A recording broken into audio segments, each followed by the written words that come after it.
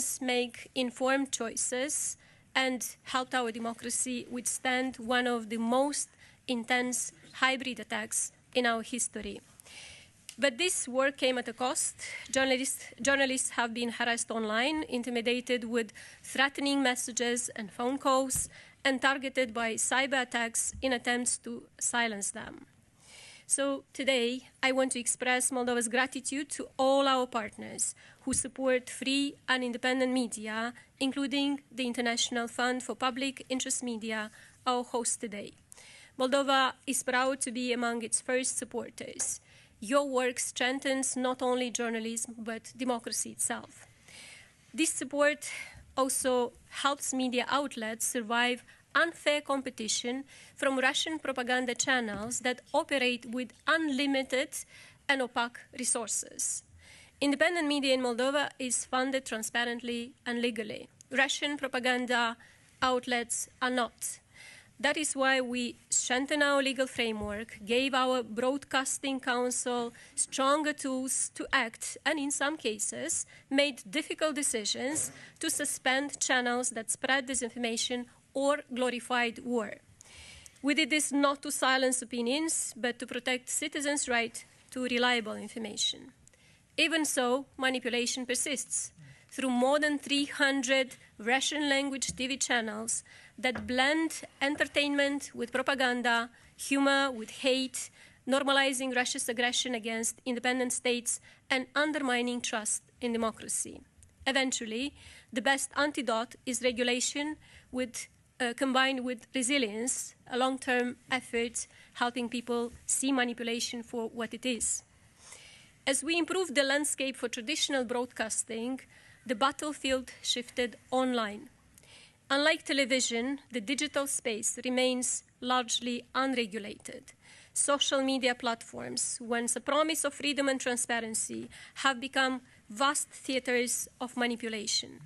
Authoritarian regimes that suppress free expression at home use these same platforms to undermine democracies abroad.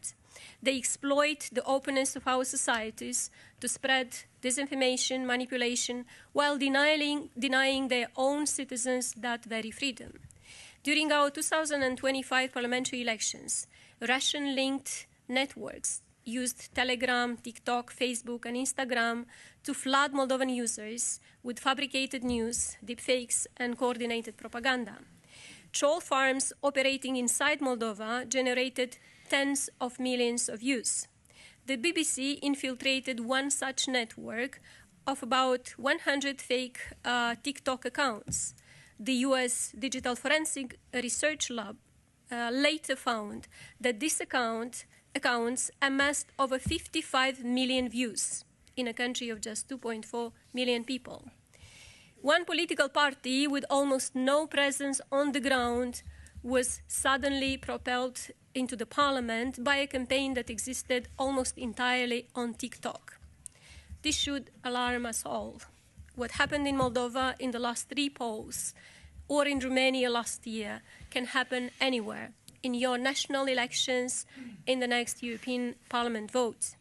If algorithms reward outrage instead of accuracy and opacity instead of accountability, then democracies are fighting on a battlefield they do not control against adversaries who exploit it ruthlessly. So we must ask ourselves, are we still promoting freedom of expression, or are we allowing it to be hijacked by those who seek to silence genuine voices? How do we protect liberty while curbing industrial-scale manipulation? Moldova's experience shows that we must act together to restore integrity to the information space. What is illegal offline must also be illegal online. Platforms must follow their own rules and the law. They should provide real access to data, disclose who pays for amplification, and submit to independent audits of moderation and political advertising. We must follow the money, which is not easy, but we should do that. No platform should accept political or advertising payments from sanctioned